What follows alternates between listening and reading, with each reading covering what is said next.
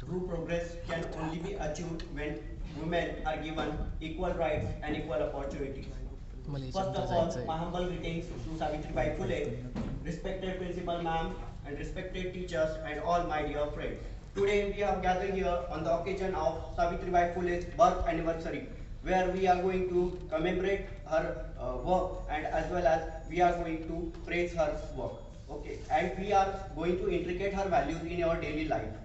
Savitribai Phule was a pioneer in education and establishing the education with the support of her husband Mahatma Jyotirao Phule. Both are incomplete without each other. Savitribai Phule was a trailblazer in the 19th century. She was born on March 3, 1831. Savitribai Phule worked towards eradicating the social evils of the society as well as the caste discrimination and the gender equality. And when the women's status was so unhierarchical that women were only confined for doing the household purposes and they were sought out very far away from the education. That time Savitribai Phule came forward and she opened a school in for girls in 1848 in Pune, and it was the first step toward the education, because before that no woman had the right to educate, and without education there can be no progress at all. But Savitribai Phule laid the foundation. Because of her foundation, other the social reforms that occurred after Savitribai Phule, they were carried out. But the foundation was only laid by Savitribai Phule. But as a teacher, it was not easy for Savitribai Phule.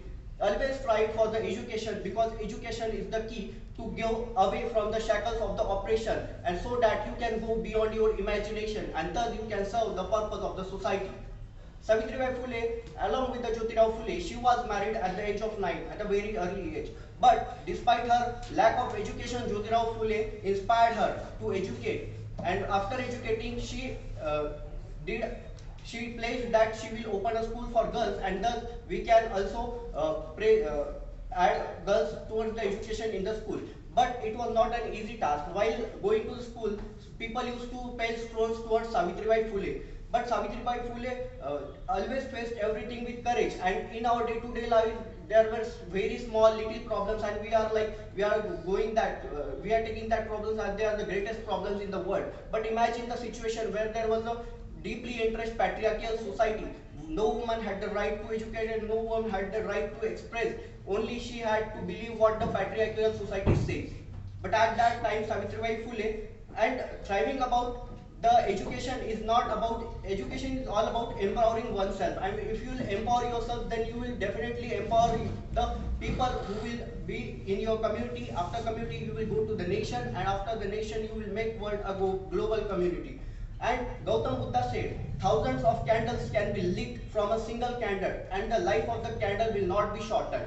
Such work had done by Savitribai Phule, because her legacy still continues to strive today. The foundation she laid. After that, in 1852, she laid Mahila Samaj Seva Mandal, and from that she educated the widows and the girls which were oppressed by the society. Savitribai was also an advocate, because she was the first one to raise the voice for the caste discrimination and the gender equality status. And after all, still on the remembrance of the Savitribai Phule's birth anniversary, still there are so many females in our society which are still oppressed, and they are still in a patriarchal society where they don't have the right to decide on their own. But now it's time that you should express your thoughts freely, and if you will not oppress, whatever you are going to face, you will face to continue. After that, in the dark era of that phase, where there was so difficult even to step out of home for women especially, and she organized that barbers from Pune and Mumbai, so that the widow heads couldn't be shaved. So due to that, it was the first basic foundation, that it was the first step towards that widow remarriage should be established, and widows should not shave their heads because her husband had died, and also the foundation stepping stone to the sati.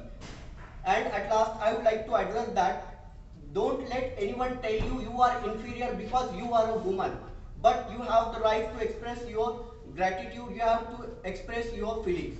And at last, education is not about empowering, it's not about gaining knowledge, it's all about empowering ourselves. Thank you for giving me the privilege to speak. Have a nice day. Thank you.